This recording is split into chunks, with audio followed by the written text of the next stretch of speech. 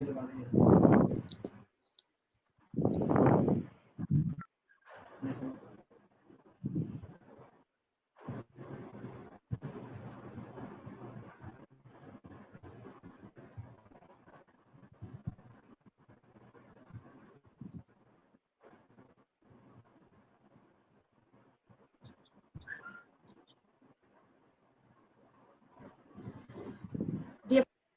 so welcome you back to this SIR Jigyasa webinar series, Let's Talk Science, What, Why and How, being organized by CSIR in collaboration with INEAS.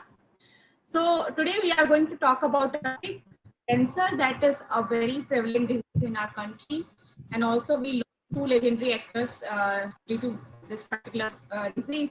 So today we have Dr. Aravind from IIT Hyderabad, who is going to talk about this particular topic. I take this opportunity to introduce Dr. Aravind, a physician scientist working at IIT Hyderabad, having expertise in nano-bio interaction in life science research. He has extensive research and clinical experience.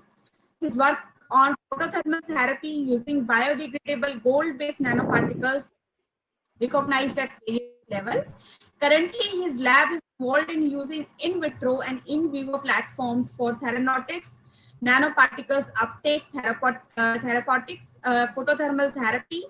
He is also a recipient of various prestigious awards being given by various academies of India, including INSA, NASI, and INA. So with this brief introduction, I welcome Dr. Aravind for his talk, and students are waiting for him. Welcome.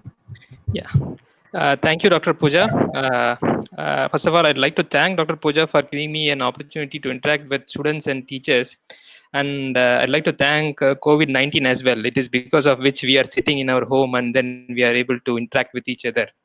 Having said that, when Dr. Pooja asked us to fill the forms for our interested topics, I was wondering in what way this cancer topic is going to be related. But as she mentioned, in the within the span of last lecture and the current lecture, you can see we have lost two important film personalities. One is Irfan Khan, who actually died of neuroendocrine tumor, and the other person, I am forgetting his name now. uh, uh, mm, he is Kapoor, right? Rishi Kapoor, right? Yeah. So he as well died of cancer, which is called as leukemia.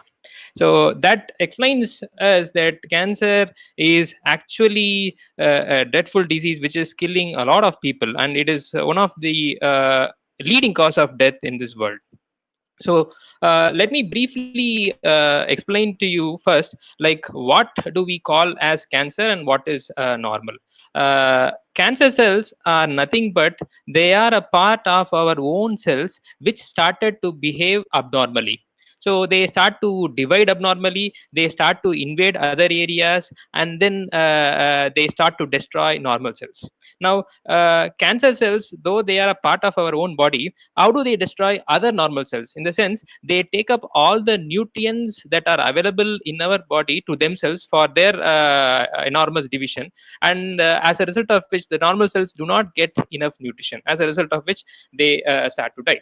And when you divide tumors, you can easily, I mean, you can simplified way, you can divide them into benign as well as malignant. And benign tumors are nothing but they do divide rapidly, but then they are very confined to that own place, which means that they are not going to spread to other area. And if we can remove those tumors, then mostly they will not recur. But malignant tumors is what we call as cancer, because they not only divide but they also spread to other areas. Yeah.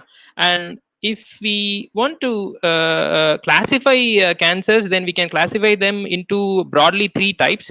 One is something called as carcinomas, which arises from the organ tissues, membranes, and glands and ducts, and they usually spread to other neighboring sites, which we call as metastasis. And these important sites include head and neck, lung, prostate, breast, esophagus, colorectum, and anus. The other smaller variety are called as sarcomas. They are mainly formed from soft connective tissues like muscle and then from bone, and they are less common when compared with carcinomas, but they spread to distant site at a very early stage. And then finally, we also have blood cancers, which can be broadly classified into leukemia, which occurs in white blood cells, then lymphoma, which occurs in lymph nodes, and then myeloma, which occurs in the plasma cells of bone. Yeah. So when it comes to what are the common type of cancers, in men we have lung cancer and prostate cancer as the common type, whereas in women we have breast cancer and lung cancer. And when it comes to India, we have oral cancer, especially when it comes to men, and among women we have cervical cancer as the most commonest type.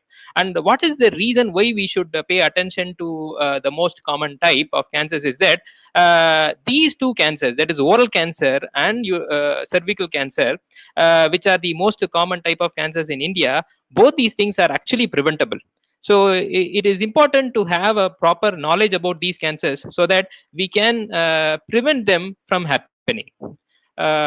Yeah. So this oral cancer, the main reason is because of tobacco chewing, which is very rampant in India, and cervical cancer is mainly caused by human papillomavirus. And if a proper vaccination is taken up for human papillomavirus, then we can prevent cervical cancer. And if tobacco chewing and tobacco use is reduced, then obviously this will also prevent this oral cancer. Coming to the causes, the main fundamental cause for cancer is mutation. That is alteration that is happening in a gene. Gene is a segment of DNA. Now, what happens when this mutation occurs? Day in and day out, actually, we are having some kind of mutation happening in our body. But then there are a lot of protective mechanisms that are present in our cells, which can repair these mutations and which can prevent these kind of abnormal growth. Now, at times, these errors that happens when these DNA replicates is missed, and that results actually in cancerous type of growth. And after that, once it gets mutated, then it starts to divide rapidly, and then it grows uncontrollably. Because there is no suppression. Usually we have certain genes called as tumor suppressor genes. Their main role is to suppress the excessive growth. But at times when these tumor suppressor genes get mutated, then they no longer are able to stop the uncontrollable cell growth, as a result of which cancer occurs. And again, the mistakes that need to be repaired gets damaged, as a result of which again cancer occurs. So it is because of these kind of mutations that happens in the cellular level that is responsible for cancer. Now, what causes these mutations? Now, the main cause is, of course, I said it is genetic, but then is it before somebody gets birth or after birth? Both. So the one that happens at birth are called as hereditary genetic mutations, which are carried forward from our ancestors and from our parents. The one that occurs after birth, that is during our lifetime, is mainly due to environmental causes. And in today's world, because of highly polluted environment and the mixture of a lot of chemicals in our day-to-day activities, this kind of genetic mutation is increasing at a larger level. And we have classified, I mean, the scientific community have classified these kind of cancer causing chemicals as carcinogens. And also our lifestyle modification, we see a lot of people becoming obese, and then there are a lot of hormonal changes that are happening, and there are a lot of chronic inflammation that happens, and then there is also this lack of exercise, which again leads to obesity. All these are risk factors, and the most important risk factor is smoking. So all these things add to genetic mutation that happens after birth. So these are the main causes for the genes to get mutated. coming to risk factors. So first is age. So certain cancers occurs in very younger age.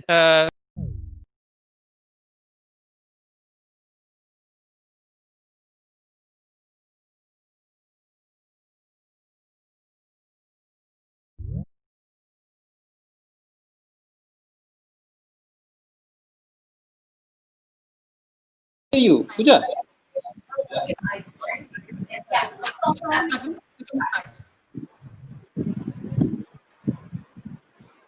Yeah, I mean,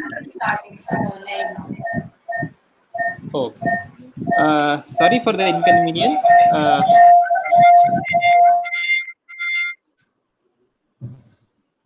Hello. yes, I mean, yeah, start. Yeah. Is the screen visible?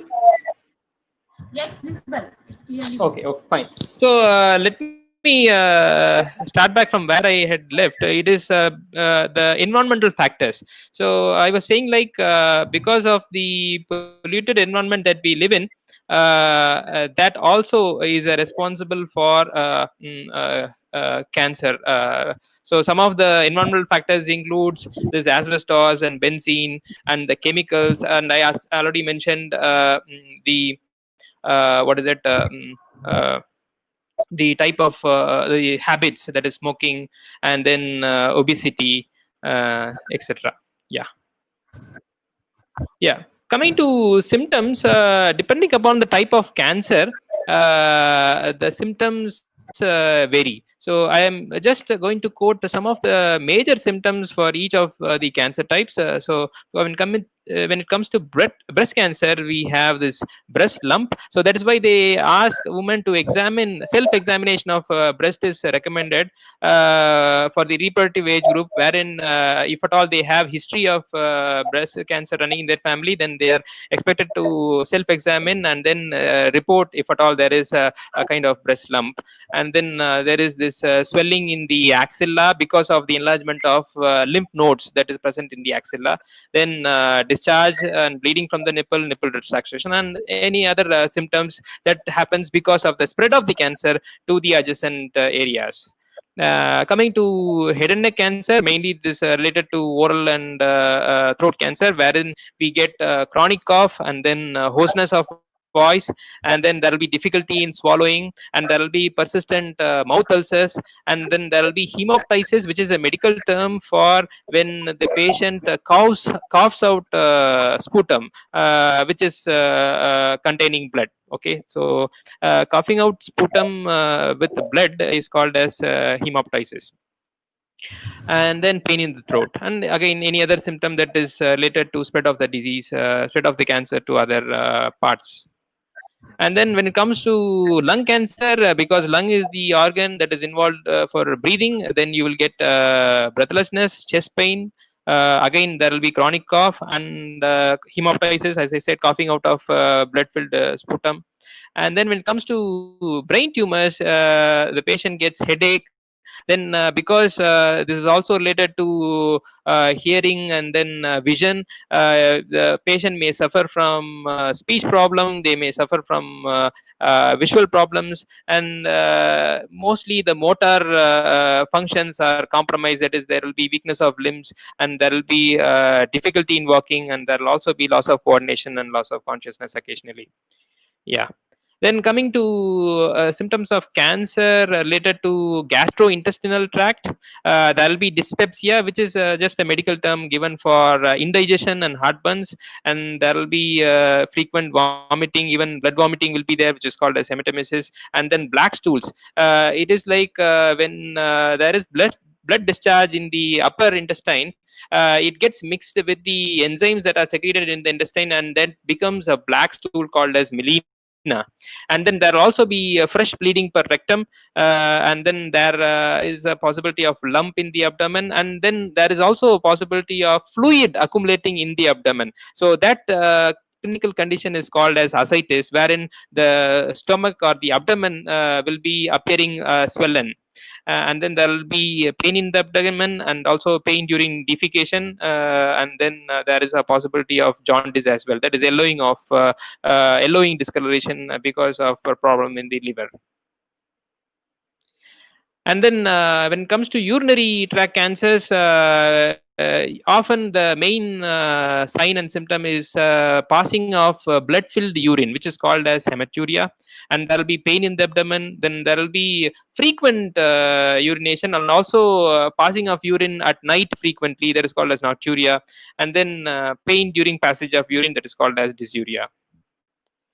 And then when it comes to gynecological cancers, there will be bleeding per vagina, which is called as bleeding PV. And then there will be vaginal discharge because of excess mucus secretions. And then there will be pain in the abdomen. So these are some of the common signs and symptoms which indicate, but it is not necessary that always these are going to indicate cancer. It depends upon the comorbid conditions that are there. The people do not need not worry the moment they get some pain in the abdomen or somewhere. Okay, it is always better to consult a physician and then get it checked if at all the patient or the person falls under the risk group of cancer. And when it comes to cancer metastasis, as I said earlier, the reason why cancer is dangerous is that it is not only going to divide in the localized area, it is also going to spread to the other area. And that is where the problem starts. Like once it spreads, then it is going to cause damage to those normal tissues which are there in those regions where it is spreading. For example, you can see in this picture, you have this lung cancer, which is going to get metastasized to bone, which is going to get metastasized to brain. It is also going to get metastasized to the other lung, and then it is also capable of metastasizing to the glands like adrenal gland, which are located on the top of kidneys. It is the spread which is going to actually cause a lot of damage when it comes to cancer affected patients. And once the cancer has crossed the stage of localized division to metastasis, or once it has spread to other areas, then it is really difficult to control it. And depending upon the type of cancer, there is a pattern in which it gets to spread. So when it comes to bladder cancer, it usually spreads to bone, liver, and lung. And when it comes to breast cancer, it again spreads to bone, brain, liver, and lung.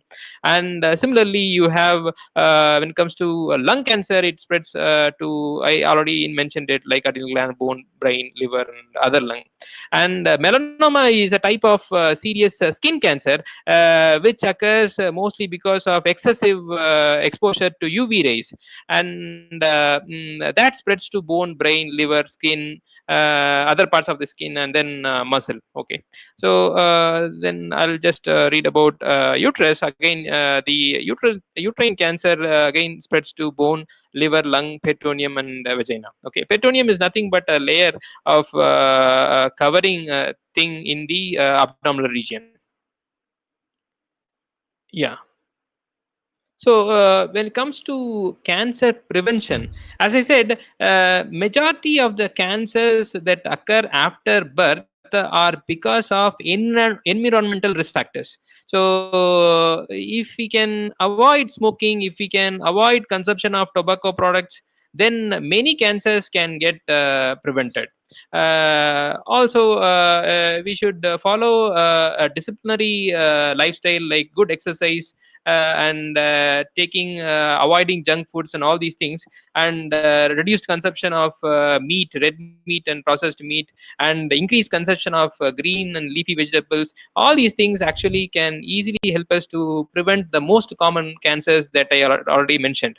And then vaccination against cancers that are actually caused by virus is again another good way of preventing. For example, cervical cancer, because it is being caused by human papilloma virus, women are expected to take these vaccination at the appropriate time. And then hepatitis B virus actually can result in hepatitis, which is the inflammation of liver.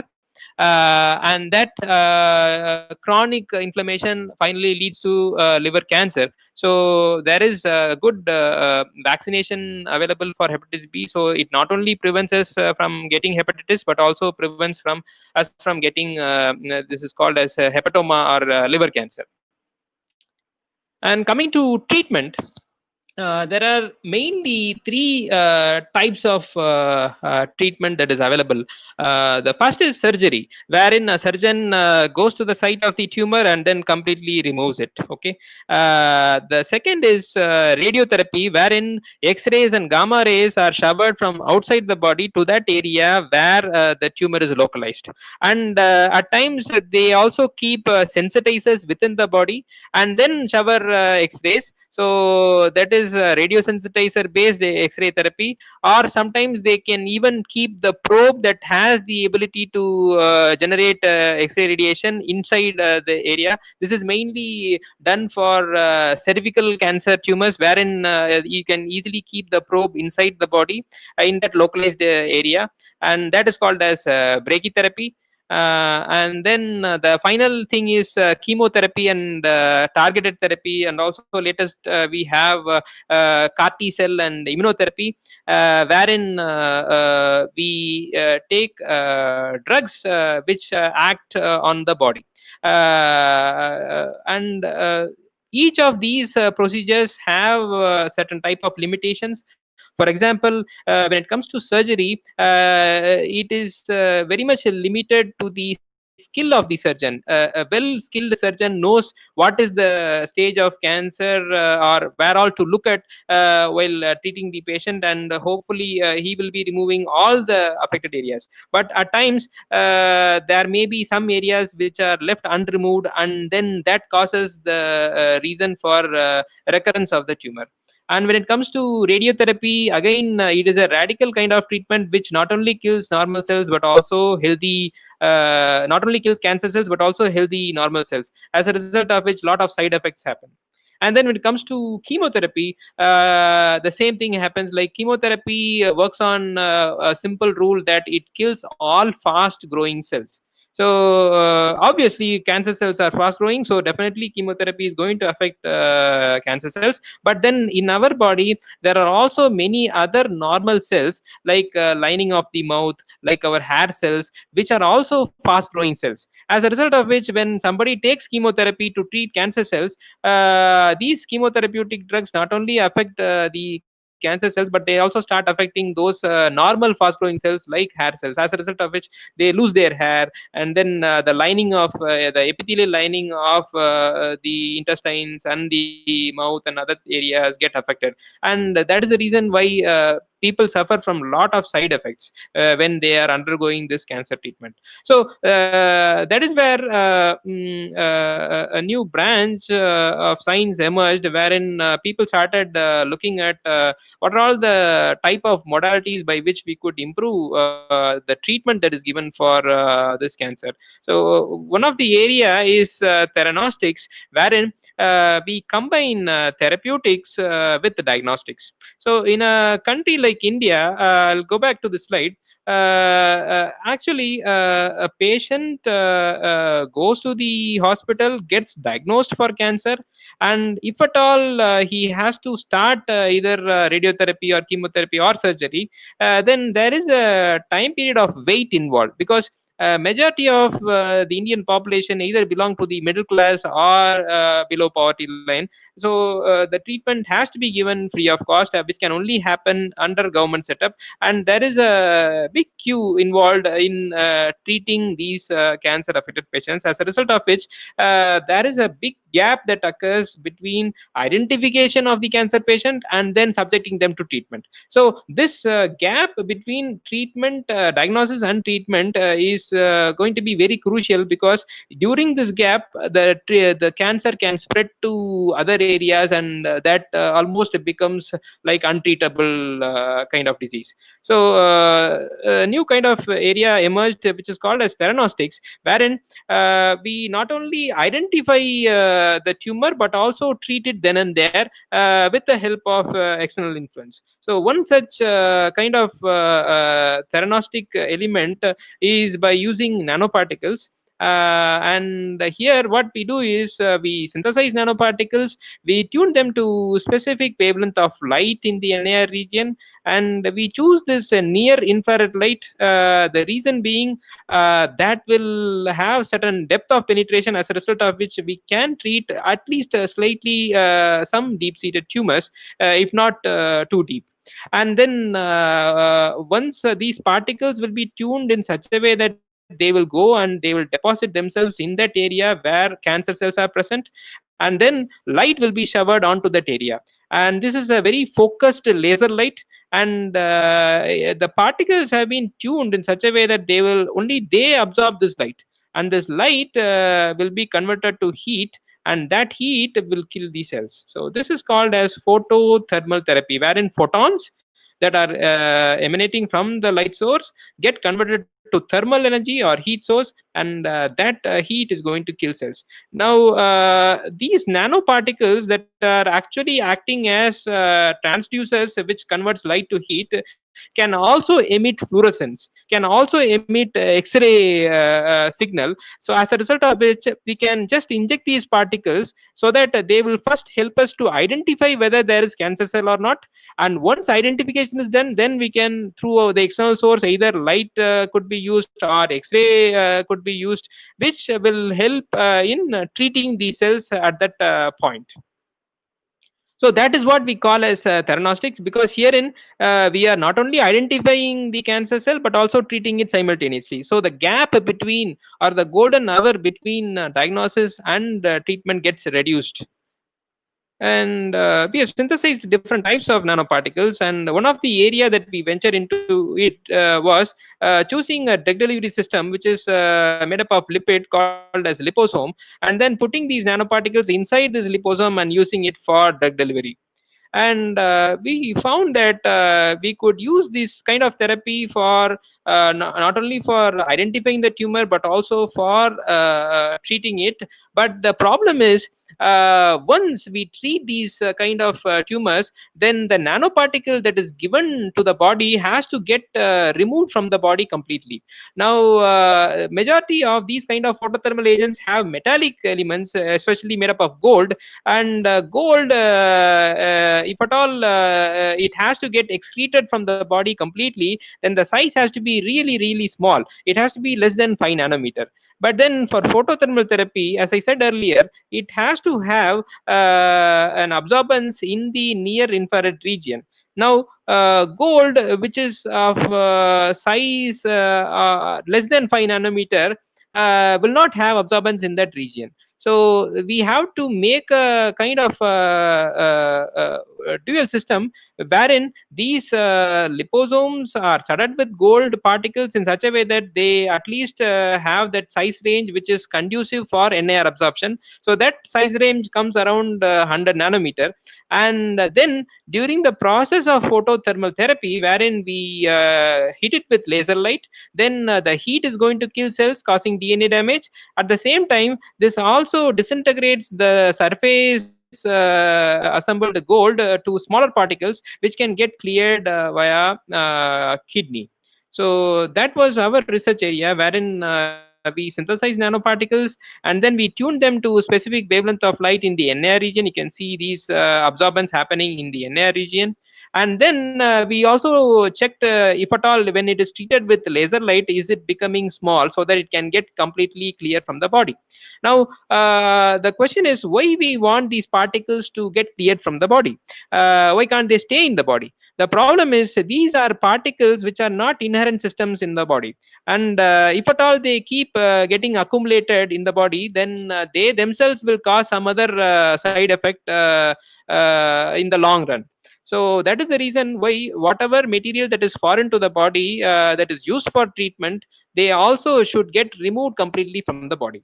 And then we did some animal studies, and this is a typical example of how photothermal therapy works. So we have grown some cells in lab, which are fluorescent cells, and then this, you see this control figure wherein we didn't give any treatment to it; they were just grown.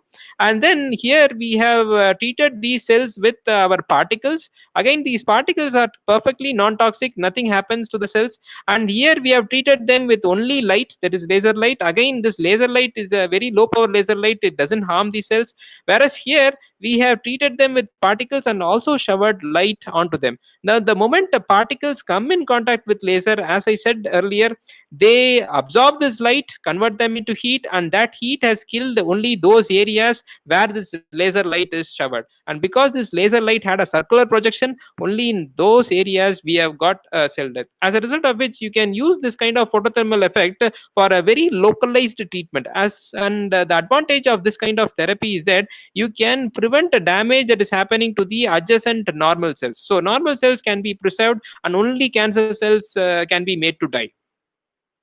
And here is a video wherein we checked the ability of these particles to be used for diagnostics or to be used for imaging purpose. Normally, in clinics, we have iodoform. This is iodoform, which is a form of iodine, which is used as a radio contrast. But iodoform is used only for diagnostics. Whereas we have prepared this liposo-U particle, which I showed earlier, is a very good photothermal agent which could be used for therapy. So our aim in this experiment was to check up whether this liposo-U particle was giving signal equivalent to that of iodoform. So I'll play this video. You see, iodoform is giving very good signal, and liposo-U is also able to give good signal equivalent to that of iodoform. This proved that this liposo-U particle can not only used for photothermal therapy, that is for therapy of cancer, but can also be used for diagnostics or for identifying. So you just have to inject this particle, as a result of which it will go based on either actively or passively targeting, it will go and reach the tumor site, and then it will exhibit signal when subjected to X-ray analysis. And once if at all a signal is received, it means that there is a possibility of cancer occurring in that area, and then you can treat them with either NAR light, or these gold particles are also good radio sensitizers, so they can also be used for X-ray radiation in a very localized manner. And because they are radio sensitizers, the dosage of radiation that is required also gets reduced. Yeah, so we found that when we inject only the control, this is a dye that is used as a control, the dye goes and then just comes out, but then this dye is not going to get accumulated in urinary bladder region. So this is the region where you expect the particles to get cleared, because after getting filtered by kidney, they are expected to come to urine via bladder. So, but when we have tagged this dye with our particles, within few hours we are able to see a good amount of accumulation happening in the bladder region, which showed that they are capable of getting cleared from the body completely. So these are other analysis where we took urine and we subjected them to elemental analysis, and we found that gold is actually getting excreted in good amount, which means that it is very safe to be used. And finally, we did some pilot studies wherein we took a control and the tumor kept growing. The more red it is like it is growing to a larger extent. Whereas when we treated them with particles and subjected to laser light, the tumor got completely ablated. And this is a post-treatment follow-up of that same animal, which showed there is no recurrence of the tumor coming, and even the blackish discoloration got disappeared after a few days. So this is another study wherein we found that if we are able to play with the type of nanosystem that we have, we are able to make the particles to reach the tumor site without any targeting element. Usually we use antibodies so that it goes and binds to the specific antigens that are present in the tumor site. And here we have not used any antibody. It works on a specialized mechanism called as enhanced permeation tension ability, but I'm not going to the details of it. I'll keep it simple. So you just have to inject these particles, and they go to the tumor site and get accumulated there. So here we see that within few hours there is a good amount of accumulation of these particles happening in the tumor site, and this particle could very well be used for diagnostic purpose. You just have to inject this particle IV intravenously, and then if at all there is a tumor, it will begin to get accumulated there in that tumorigenic region. And then once the tumor is identified, because this particle is also photothermally active, you can then and there treat it using an air radiation. So we also tried loading these nanoparticles with drugs. Here we have used a phytopharmaceutical called curcumin, which is nothing but the turmeric that we use in our kitchen. And we found that when used along with photothermal therapy, it showed really good results without causing much of recurrence of the tumor. And here you find this word adjuvant. Adjuvant is a kind of name given to a therapy that is added to the main therapy. Say, for example, if a person suffers from cancer, only one modality of treatment is not going to help him. He has to follow some other additional supplementary therapy, which will help in complete cure, or which will help to prevent recurrence of the tumor. So when a person is subjected to surgery, then they may also ask the patient to undergo radiation after the surgery is over, to ensure that whatever remnant tumors that are left in that particular area also gets to die by radiation. So these supplementary therapies are called as adjuvant therapies. And at times, depending upon the size of the tumor, if the surgeon feels that the tumor size is so large and it is going to be a complicated surgery, what he does is that he asks the patient to either undergo chemotherapy or radiation therapy, so that it will help in shrinking of the tumor size, and then he operates the patient and gets the tumor removed. So in those cases where a supplementary therapy is given even before the start of the main therapy, it is called as a neoadjuvant therapy. Yeah, so we also developed some other nano formulations involving Indian medicinal plants. So here we have taken extracts from a plant called as Anthocephalus kadamba, and it fluoresces very nicely. You see the red fluorescence that is coming out of Anthocephalus kadamba, as a result of which we could use not only for photothermal therapy, but also for specific medicinal properties of these plants, which are helpful in treating cancer cells. So with this, I'd like to conclude. I'd like to thank the collaborators and the funding agencies and my lab students. Yeah, this is a few photos of IIT Hyderabad for you. I'll be happy to take questions.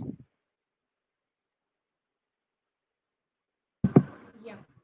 Dr. Arvind, can you switch on your, please? Yeah, you can stop sharing, then we can start with the questions. Yes. So there are a couple of questions I picked up from chat box.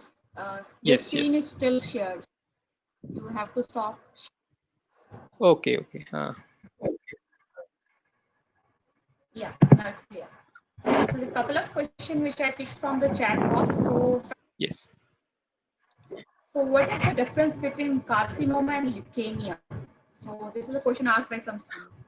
Okay. So as I said earlier, both carcinoma and leukemia are cancers. Okay, carcinoma arises from hard tissue, soft tissues, and or organ tissues, which means that it is a kind of solid tumor. Whereas leukemia are not solid tumors. Leukemias are cancers that arises from white blood cells. So the origin of leukemia is going to be bone marrow, and the cancer cells will be found in our blood.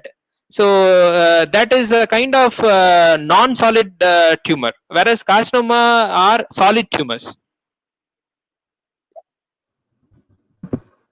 Okay, so thank you for nicely explaining it. There is one question on the food habits, like eating raw rice or red meat could cause cancer? Yes. So red meat actually causes cancer. In fact, red meat is known to have a strong association with colon cancer. Now, if you can see, in the earlier 1990s, 80s, and 90s, the incidence of colon cancer in India was very, very less, whereas in the incidence of colon cancer in the West was very high. The reason being they were having a lot of red meat consumption when compared with us. In India, there was not a big rise in red meat consumption during those days. And if you take up countries like UK, they have made it mandatory for people who are above the age of 45 to mandatorily undergo colonoscopy procedure to check up whether there is a possibility of colon cancer or not. The reason being, colon cancer is very highly prevalent in those countries, whereas in India it was not prevalent to that extent in the past. But currently there is a big rise that is happening in colon cancer purely due to the increase in the consumption of red meat. So now the advice is to reduce the consumption of red meat. And the reason why they say is that red meat, most of the times it irritates the lining of the colon, and constant irritation and inflammation actually results in cancer. So what about rice? Like eating rice also causes like known for causing cancer? Raw rice, I'm not very sure. But then it is always advisable to take well cooked and well boiled food. Anything that is taken in raw form is going to have different types of antigens that may not be conducive to our body, and these kind of antigens are actually going to cause inflammation, and that ultimately may lead to cancer. So another question is about the chemotherapy. Like chemotherapy has several side effects. Why is it hair fall and other side effects? Why is it so? Yeah. So, like I said in my talk, chemotherapy works on a single principle. That is, it is going to kill all fast-growing cells. Cancer cells obviously are fast-growing cells. So, chemotherapy will definitely kill cancer cells. On the contrary, not all normal cells are slow-growing cells. There are also normal cells which are fast-growing cells. And chemotherapy or chemotherapeutic drug will not be able to differentiate between a normal fast growing cell and a cancerous fast growing cell. Unfortunately, that not only kills these cancer cells but also kills those fast growing cells which are these hair cells and the lining of epitheliums and other things, as a result of which we have this side effect. So the thing is, like, it is not able to differentiate between normal fast growing and abnormally fast growing. Okay, thank you, Arvind. There is another question: is there any relation between diabetes and cancer? Yeah, there are multiple fold of difference. One is like usually diabetes goes hand in hand with obesity. The reason being, it is obesity that is going to cause type 2 diabetes because of poor receptors. Okay, the receptors, insulin receptors fail when there is excess fat in the body, and here diabetes in the long run is going to cause reduction of immunity. The immune system of the body is going to be compromised if the patient is going to be diabetic for a long time. And here the important role is that as I said earlier, mutations do happen in our body day in and day out, but there are good immune cells called as cytotoxic T cells which identify these kind of abnormal cells and kill it then and there. But when it comes to diabetes, because of diabetes leading on to reduction of immunity, that is also going to impinge on the effect of these cytotoxic T cells, which could be the reason why there is a positive correlation between diabetes and cancer. Okay, thank you for clearly explaining it. There's one question on, is it possible to control cancer at third and fourth stage using any treatment? Unfortunately, no. I didn't explain much about the stages. So usually, cancer is divided based on this tumor, nodes, and metastasis TNM classification into 4 type of stages: stage 1, stage 2, stage 3, and stage 4. And among these, stage 3 and stage 4, usually it only means that it has spread to lymph nodes and it has spread to other areas of the body. And once it spreads to other areas of the body, identifying those areas and treating them is highly impossible, and only palliative care could be given for these terminal stages. So palliative care, what I mean is like it is not a treatment given for curing the patient, but it is a treatment given for reducing the suffering of the patient. Okay. So there is one myth also, like sometimes wants to get it clarified. Like, can cancer spread from to another? No, cancer is not infectious. So all these, what you call as systemic diseases like diabetes, cancer, they are all classified under non-communicable diseases. So cancer will not spread from one person to another person. Cancer is not infectious. Okay. And how the cancer it spreads from one part of the body? Like if it is there in one part of the body, how it spreads to the blood? Yeah, usually it spreads via a specialized channel called as lymphatic channel. So you will see a pattern. Of course, it can also get into blood, and then it can glow through blood vessels to areas, remote areas. It only depends upon what is the adjacent site, and not everything is clearly understood about the way how it metastasizes and when it metastasizes, because if that is understood, then people can actually prevent the spread from happening. And by preventing spread, it only means that we are going to change the way how a tumor behaves from malignant to non-malignant, that is benign. So that is a really challenging thing. We have not understood very clearly about what are all the reasons for metastasis. There could be the same type of tumor which behaves without metastasis in one person, and it may not. It goes for rapid metastasis in another person. So there are multiple factors, and there is a lot of research that is ongoing in this area. But generally, it spreads through lymphatic channels. Okay. So we are coming to the last couple of questions. You talked about nanoparticles for the treatment. So in a very simple language, can you explain it to the students who are from like 8th to 12th class, because they couldn't understand this? What are nanoparticles? Okay, so nanoparticles are very, very small, tiny structures which we cannot see with our naked eye. So to keep it simple, what I tell you is like you have a bowl of halwa given to you, and if people ask you to eat it, you are not going to take the halwa as one go and then going to swallow it, because it will not be absorbed. You take bits and pieces, you take small amount of thing, and then you put it into your mouth, and then you taste it and you enjoy it, right? The reason here is you are taking very small amount from that big amount. So when drugs or anything, any element is given in bulk quantity or in bigger quantity, it is very hard for it to interact.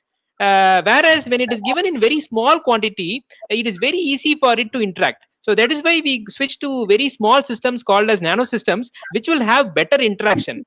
The other example that I could think about is if you put sugar in your tea or coffee, the time it takes for dissolving is going to be high if at all these are crystals. But if you powder the sugar and if you add it in your tea or coffee, it will dissolve very fast. The reason being you are making that microcrystals or that bigger crystals into very small crystals, as a result of which the interaction is going to be very high.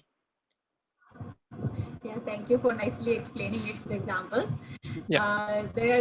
One question is like, what kind of food is required for cancer patients? It should be a protein-rich food or a carbohydrate-rich food? That depends.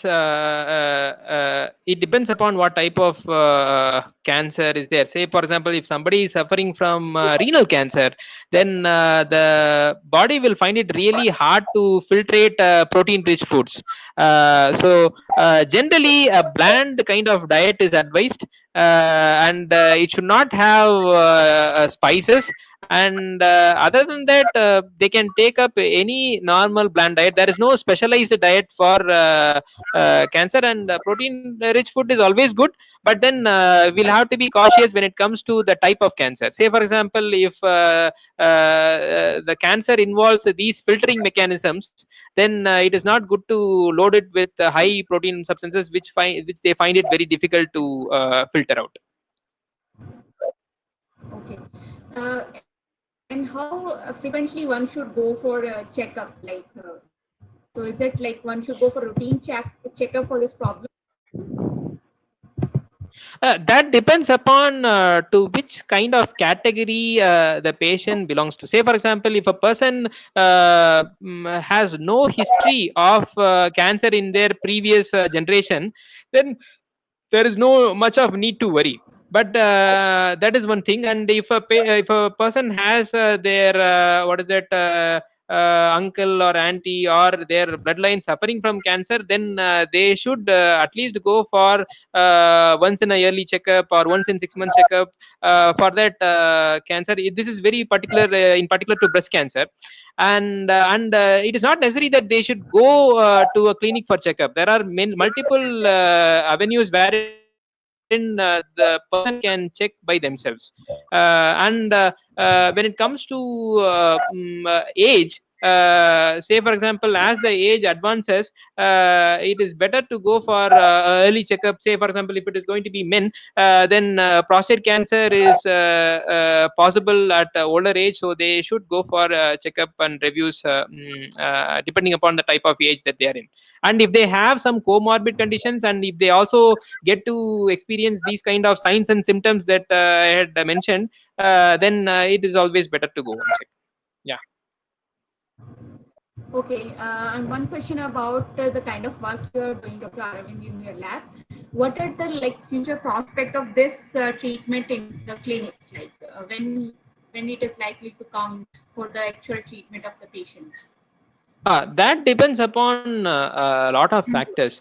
The thing is, right now, we do not have a proper validation methodologies. What we see is at lab level, we do testing with cancer cells which are grown in lab. Then we go for small animal testing that you have seen, like in mouse model. Now, when we switch from cancer cells to mouse model, the entire regimen and the concentration changes. The reason being, this is a kind of system, and that is a kind of different system. So when we go from mouse model to larger animal model like monkeys, again there is going to be a change.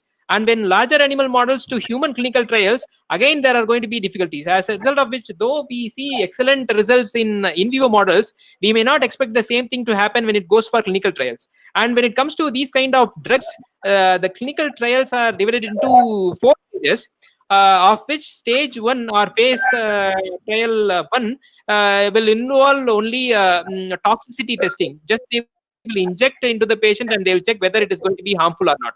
And they will only proceed further if at all it is not harmful. Because the drugs on their own should not cause any harm to the patient. And then stage 2, that is phase 2, they check in a slightly smaller group of patients for therapeutic effect. And phase 3, they check for a larger group of population. Once it is successful in phase 3, then they start to introduce the drug to the market, which gets commercialized, and they observe the drug in the market for around 5 years or something. And if at all it is beginning to show some side effects to the patients who have taken up, then they may withdraw it or they may allow it to continue. So that is the way how clinical trials work. And because this is going to involve at least 3 phases of clinical trials, approximately it is going to take at least 10 years or 15 years, depending upon the number of patients who can be subjected to these clinical trials. So it is not a very fast paced project. Okay. And moreover, this is not an infectious condition wherein it is going to spread very fast. Okay, these are all going to happen a little slow, so we are fine with it. And every now and then there are new drugs that are getting approved, and even they are trying to have a drug which is treated going to be treated for one cancer. They are repurposing it and they are trying to use it for another type of cancer, in which case you need not follow these kind of stringent clinical trials, because already the drug is proven to be good for one type of cancer. So you do it with minimal clinical trials. In that way you can reduce down the number of years that are involved in commercialization. So as far as photothermal therapy is concerned, the phase 1 clinical trial is over in the US. They have used silica gold nanoparticles and they have successfully treated prostate cancer patient type, and it is now going to proceed to phase 2. So after phase 2, then it will have to cross phase 3 as well, and then it may come to market. Okay, thank you for this information. We are hopeful that this comes to the clinics and for the final treatment of the patient. There's one question related to, like, can non-smokers, they can have cancer? Yeah, there is a possibility that it is not sure that all smokers are going to get cancer. There may be people who are smoking a lot, like 5 packets a day, and still they don't end up in cancer. At the same time, there are also people who do not smoke and they also do get cancer. Okay, one example I could give you is like Winston Churchill, the Prime Minister of yesterday's Prime Minister of UK. He was a chronic smoker, but then he never encountered cancer. And then there are also people who got cancer even being a teetotal, that is not smoking, not drinking. That completely depends upon the type of mutagens that are happening. Probably there could be some other reasons for it. And when it comes to smoking, it is not necessary that the person has to smoke to get cancer. Even passive smoking, even dwelling in an environment where there is a lot of smoke coming from industrial environment or from other people who are smoking, that also could affect the person. So that is why we call these as risk factors. We really do not know whether that is the exact cause, but then all these risk factors get accumulated and then they emerge as cancer. So yes, a person who is not able to, who's not smoking can also get cancer. Thank you, Dr. Arvind. Lots of questions coming up. So I request the participants to mail their question at csiojjigyasa@gmail.com. I'll pass it to Dr. Arvind, and then individually he can reply, because we are having shortage of time. So last question from your side, like as I remember, you were also a medical doctor. I'm correct, right? Yeah. So there was one question in we conducted career in science for students. So what is your advice for the medical students who want to come to research? They want to become a scientist, the doctors, how they can do that? So there are a lot of avenues. Gone are those days where there was very segregated procedures. Now there are a lot of institutes which are asking or which are welcoming doctors to apply for their programs and apply for the PhD programs, and they can always choose one. Only thing is that if at all they want to do a PhD is more or less mandatory if at all they want to enter into science, and if at all they want to do PhD in their own branch like physiology or anatomy or biochemistry, then they have to do it in medical institutes. But then in our country, medical institutes are loaded with a lot of patients, so they are actually service centers, and apart from that they'll have to do research. So the amount of research that is happening in medical institutes because of the patient load that they have is minimal, and there are very good medical research that is happening in ICMR institutes. So and ICMR also gives special privileges to medical background students by giving them very good fellowships, so they can apply for those fellowships and also get their PhD done, and then they can choose their path. And if they want to enter into a new branch, which involves technology as well, then they can do a kind of master's interdisciplinary program, which will help them to bridge the gap, and then they can enter into it. And then when it comes to IITs, we have IIT Kharagpur, which runs an exclusive program for doctors. It is called as Masters in Medical Science and Technology, wherein only doctors are allowed to write entrance, and it's a 3-year program, and that will give them hands-on training or what are all the research methodologies that are involved in regular research, and then they get on to do their PhD as well if they want to continue, and they can get it. And even many other IITs are starting these medical research centers wherein doctors can apply. Thank you, Dr. Arvind, for explaining it very clearly, and I thank you very much for your very nice talk and answering all the questions. And I also thank all the participants for being with us. So you can, as I told earlier, you can put up your question on our official mail ID. I'll pass it to Dr. Arvind, and I will request him to answer all those questions. So thank you so much for being with us. Next talk will be on 4th May related to art and art. Thank you. Thanks a lot.